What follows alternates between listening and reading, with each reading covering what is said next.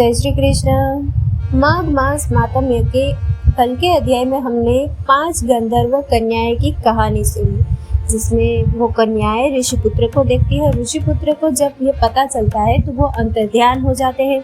अब आगे वह 5 कन्याएं इस प्रकार विलाप करती हुई बहुत देर प्रतीक्षा करके अपने घर लौटी। जब घर में आई तो माताओं ने कहा कि इतना विलंब तुमने क्यों कर दिया। तब कन्याओं ने कहा कि हम किन्नरियों के साथ क्रीड़ा करती हुई सरोवर पर थी और कहने लगी कि आज हम थक गई है और जाकर लेट गई। वशिष्ठ जी कहते हैं कि इस प्रकार आशय को छुपाकर वह विरह की मारी पड़ गई।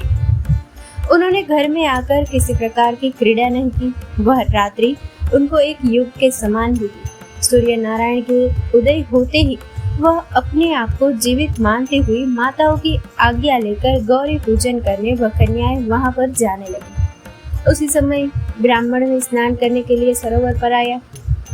उसके आने पर कन्याओं ने वाह वाह किया।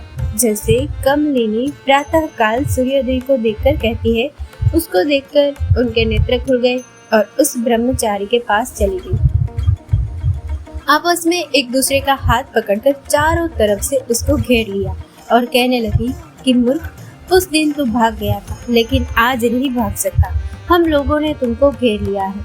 ऐसे वचन सुनकर बाहुपाश में बंधे हुए ब्राह्मण ने मुस्कुराकर कहा, तुमने जो कुछ कहा सो ठीक ही है, परंतु मैं तो अभी विद्याभ्यास और ब्रह्मचारी हूँ।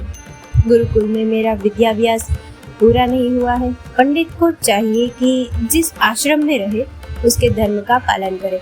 इस आश्रम में मैं विवाह करना धर्म नहीं समझता। अपने व्रत का पालन करके और गुरु की आज्ञा पाकर ही विवाह कर सकता हूँ, उससे पहले नहीं कर सकता। यह बात सुनकर वह कन्याएं इस प्रकार बोली जैसे वैशाख मास में कोयल बोलती है। वह कहने लगी कि धर्म से अर्थ और अर्थ से काम और काम से धर्म के फल का प्रकाश होता है। ऐसा ही पंडित लोग और शास्त्र कहते हैं। हम काम सहित धर्म की अधिकता से आपके पास आई है, सो आप पृथ्वी के सब भोगों को भोगिए। उस ब्राह्मण ने कहा कि तुम्हारा वचन सत्य है, किंतु मैं अपने व्रत को समाप्त करके ही विवाह कर सकता हूँ, पहले नहीं कर सकता। तब वे कन्याएं कहने लगी कि तुम मूर्ख हो। अनोखी औषधि, ब्रह्मबुद्धि, रसायन सिद्धि, अच्छे कुल की सुंदर नारियां तथा मंत्र जिस समय प्राप्त हो तब ही ग्रहण कर लेना चाहिए। कार्य को टालना अच्छा नहीं होता। केवल भाग्य वाले पुरुष ही प्रेम से पूर्ण अच्छे कुल से उत्पन्न स्वयंवर चाहने वाली कन्याओं को प्राप्त होते हैं। कहाँ हम अनोखी नारियां, कहाँ आप तपस्वी बालक। यह बेमेल का मेल मिलाने में विधाता की चतुराई ही है। इस कारण अब हम लोगों के साथ गंधर्व विवाह कर ले। इनके ऐसे वचन सुनकर उस धर्मात्मा ब्राह्मण ने कहा कि व्रती रहकर इस समय विवाह नहीं करूंगा, मैं स्वयंवर की इच्छा नहीं करता। इस प्रकार उसके वचन सुनकर उन्होंने एक दूसरे का हाथ छोड़कर उसको पकड़ लिया। सुशील और सुरस्वरा ने उसकी भुजाओं को पकड़ लिया। सुतारा ने आलिंगन किया और चंद्रिका ने उसका मुख चूम लिया, परंतु फिर उसने क्रोधित होकर उनको श्राप दिया कि तुम डायन की तरह मुझसे चिपटी हो, इस कारण पिशाचिनी हो जाओ। ऐसे श्राप देने पर वह उसको छोड़कर अलग खड़ी हो गई। उन्होंने कहा कि हम निरपराधियों को वृथा क्यों श्राप दिया। तुम्हारी इस धर्मज्ञता पर धिक्कार है। प्रेम करने वाले से बुराई करने वाले का सुख दोनों लोगों में नष्ट हो जाता है, इसलिए तुम भी हम लोगों के साथ पिशाच हो जाओ। तब वे आपस के क्रोध से उस सरोवर पर पिशाच पिशाचिनी हो गए और बस पिशाच पिशाचिनी कठिन शब्दों से चिल्लाते हुए अपने कर्मों को भोगने लगे। वशिष्ठ जी कहने लगे कि हे राजन, इस प्रकार वह पिशाच उस सरोवर के इधर उधर फिरते रहे। बहुत समय पश्चात मुनियों में श्रेष्ठ लोमश ऋषि पौष शुक्ला चतुर्दशी को उस अच्छोद सरोवर पर स्नान करने के लिए आए।